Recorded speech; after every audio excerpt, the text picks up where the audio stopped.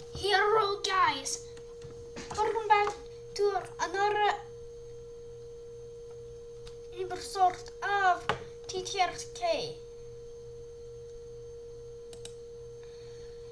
Here, today's video we will not be doing much. We're probably gonna watch this historic press channel, like 2 seconds out of it, and yeah, it's not gonna be very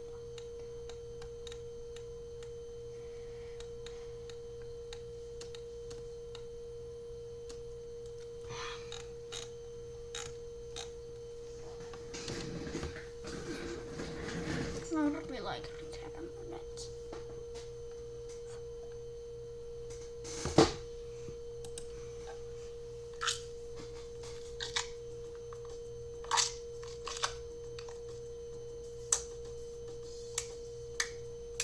This is the classic first fight scene in Kill Bill Volume 1.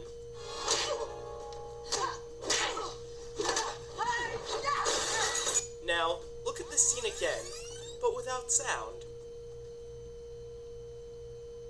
Foley sounds tend to go unnoticed, but you realize just how important they are when they're gone. Sean Brennan, a Foley artist for movies, TV, and video games, showed us what kinds of sounds can really make a fight scene pop. Foley sounds are created practically and based on a character's movements and interactions with the world. Naturally, they're a big part of fight scenes. Brennan has done Foley sounds for a variety of fight scenes. We met with him at Parabolic in New York. It depends on what's going on in the scene. If it's a real quiet moment, I try to make it sound as natural as possible. But if you're in a fight and there's a lot of noise going on, I will go over the top. Foley isn't used for every single sound in a fight scene. Certain sounds need to be created digitally, but there are a few crucial elements to every fight scene where the Foley artist's work is necessary. With the hand-to-hand stuff, sometimes I'll go home covered in bruises. For the most part, the sounds of hand-to-hand combat are made exactly as you'd expect. So when doing punch sounds, I'll always do like a real natural sounding punch. Got that? Or yarn. Or sometimes then after that, I'll beef it up. A pair of gloves can add some extra thud to a punch. These sounds can work on their own or be layered together, meaning just one single punch can contain 3 separate sounds, and in some cases even more than that. We'll get to layering a bit later. Even a sound as simple as a punch can involve some thinking outside the box. In this case, we have a flank steak. A piece of steak like this is just, it's very similar to a human cheek, you know? This helps create a fleshier punch effect, perfect for a face punch. Plus, it doesn't just sound like a character is simply punching their own hand.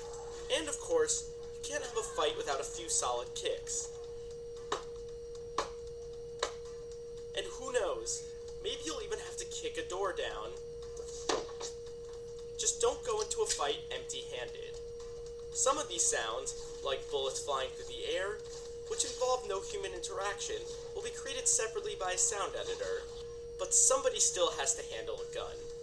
Brennan often uses a door lock and puts it against a rifle.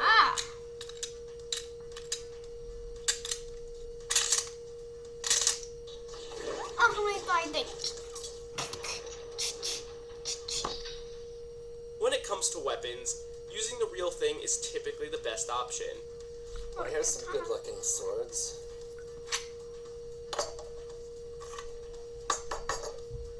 But the problem is they're decorative, so there's a lot of plastic on here. They don't sound great. But any hits sounds cheap. So having something heavier, some metal stuff, sounds much better. Get these kind of sounds.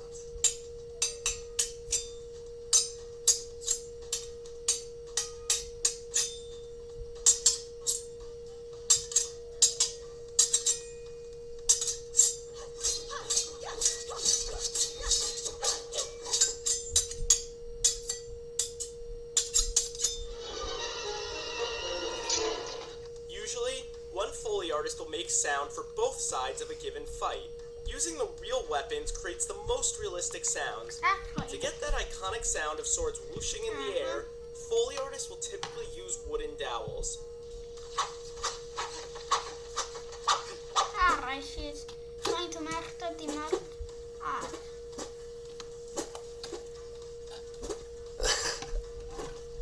Not very realistic at all, but it sounds great in the film. It's still a human element, just, you've heard that before, say if a baseball flies by you or something.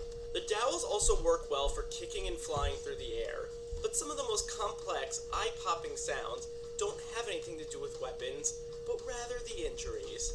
When creating the Foley sounds for injuries, things can get a little messy. Food especially comes in handy here.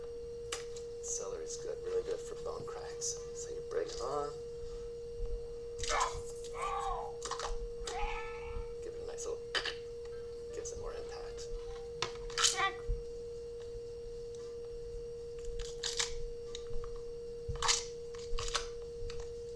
And if you want to get a good stomp in there, then you'll have to step on a few apples.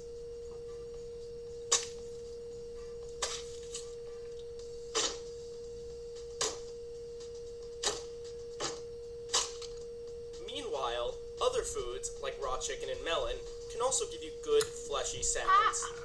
Smashing a watermelon can give you an exploding head. And while not edible, a wet leather towel sounds just as gruesome.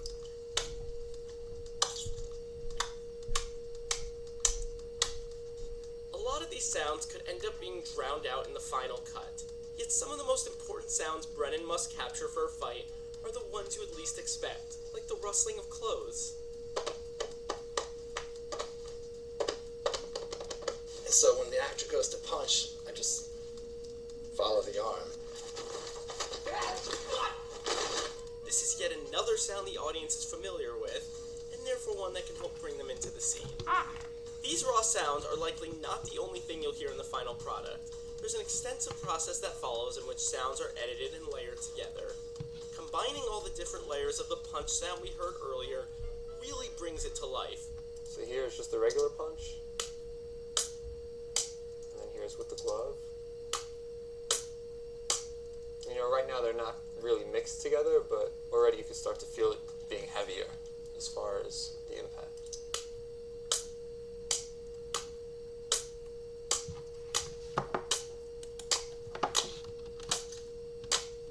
Can get pretty gross. So sure, your fight scene can have the coolest moves and feature the fiercest warriors, but it will be nothing without the right sound. Exactly. See ya, sucker. People need something to get behind. How horse sounds are made from movies. Like action, the horse makes the sound of can it. see it working. Probably. So what's up? Probably.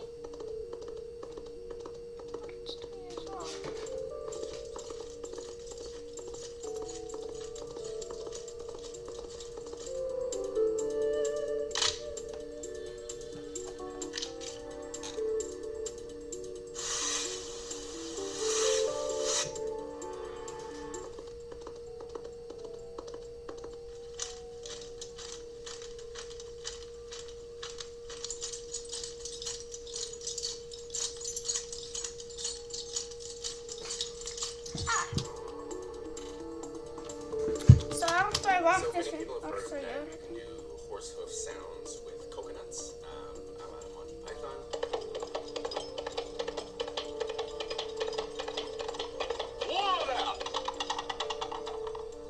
In this case, I actually used horse hooves. I feel like if you have access to them, it's a much better picture. The individual elements are created while watching the action on screen one at a time. And they're recorded into a digital audio station by a Foley recordist. Something as simple as a body fall can have multiple elements. A dog walking down the street has its footsteps and a collar which kind of move in tandem. You can't rip an arm off without tearing some skin, breaking some bones, ripping some tendons.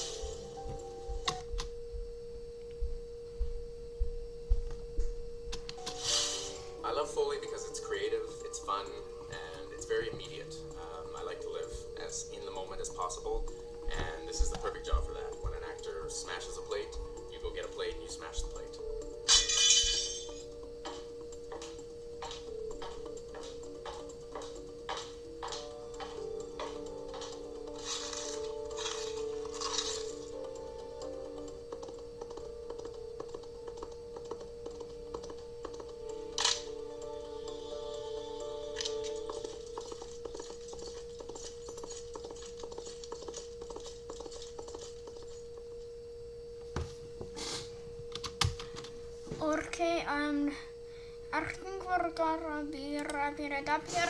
So, hope you enjoyed today's video. Our horse equals horse, rain equals rain, and bird equals the bridle. So, I'll see you in the next video. Hope you enjoyed today's TRSK video. I'll see you in the next video.